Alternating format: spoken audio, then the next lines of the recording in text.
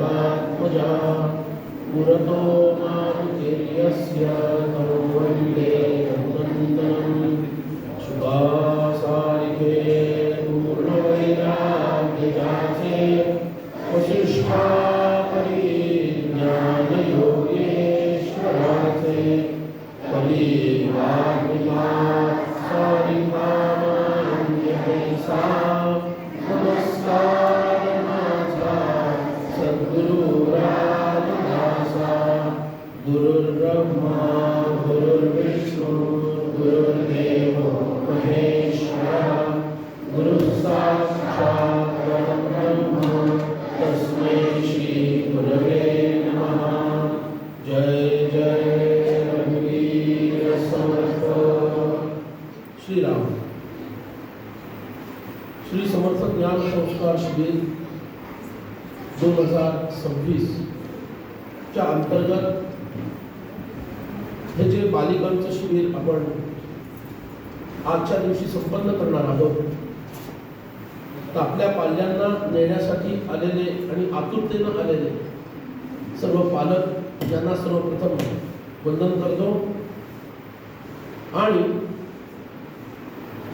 ज्या उद्देशानं आपण 10 तारखेच्या संध्याकाळी संवाद साधला होता, तो उद्देश किती साध्य आपल्याला झालेला आहे त्याचं प्रात्यक्षिक आता आपल्याला थोड्याच वेळात पाहायचं आहे।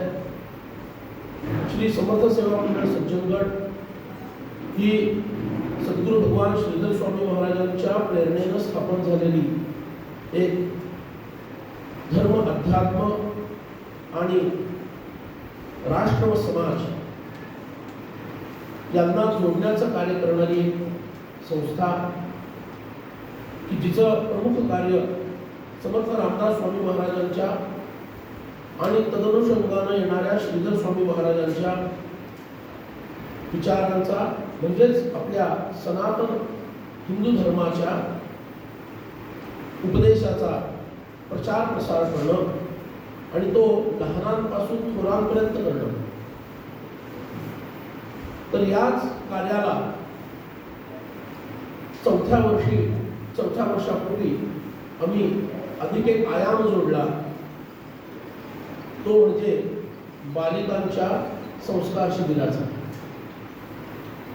आणि ज्या पद्धतीनं हिंदू समाज हा घसरत चाललेला आहे, तर योग्य वयामध्ये मुलांवर आणि मुलींवर संस्कार जर झाले तर त्याचा लाभ निश्चितच घसरण थांबवण्यासाठी होईल आणि मग भविष्यामध्ये पूर्व दिशेला वाटचाल होईल।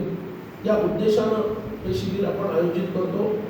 बालकांचं शिबिर अनेक वर्षांपासून यापूर्वीच आयोजित होत होतं, पण बालिकांसाठी सुद्धा शिबिर आयोजित करणं हा विचार घेऊन समर्थ सेवा मंडळ पुढे आलं आणि या मुलींना आम्ही सुंदर सुंदर स्तोत्र शिकवली, ती स्तोत्र ते म्हणून दाखवतील। या स्तोत्रांचा पाठ रोज व्हायला हवा आणि मुली तर त्या म्हणतील सुरुवातीच्या काळामध्ये उत्साह असतो, पण उत्साह मावळण्याच्या अनेक स्थिती आणि परिस्थिती घरामध्ये आणि बाहेरच्या ठिकाणी असल्यामुळं तो उत्साह मालवण्याची भीती असते। तो उत्साह मालवून न देणं हे पालकांचं दायित्व आहे। भगवान श्री गणेशांचं स्तोत्र आहे, बुद्धिदाता आहे। सरस्वती मातेचं स्तोत्र आहे, वाणीची देवता आहे। आणि या दोघांना एकत्र केल्यानंतर जी प्रज्ञा जागृत होते ते प्रज्ञावर्धन करणारं प्रज्ञा विवर्धन स्तोत्र हे सुद्धा मुलींकडून आम्ही तयार करून घेतलेलं आहे। आदरणीय श्री योगेश बुवा रामदासी यांनी ही अस्खलित वाणीमध्ये ही स्तोत्र कशी म्हणायची हे शिकवलेलं आहे। तर ही स्तोत्र रोज घरी म्हटली गेली पाहिजे आणि त्याच्यासाठी सगळ्यात उत्तम उपाय किमान आईनी शक्य झालं तर आई बाबा दोघांनी मिळून मुलांबरोबर ही स्तोत्र म्हणावी। ज्यांची पाठ आहे त्यांना आनंदच आहे, ज्यांची नसतील त्यांची पाठ होऊन जाते। म्हणजे स्तोत्रांकडे पाठ असण्यापेक्षा स्तोत्र पाठ असलेली कधीही चांगली। तर ही स्तोत्र म्हटली जावी। त्यानंतर योगाभ्यास करून घेतला गेलेला आहे आणि छान छान आसनं, सूर्यनमस्कार, काही प्राणायाम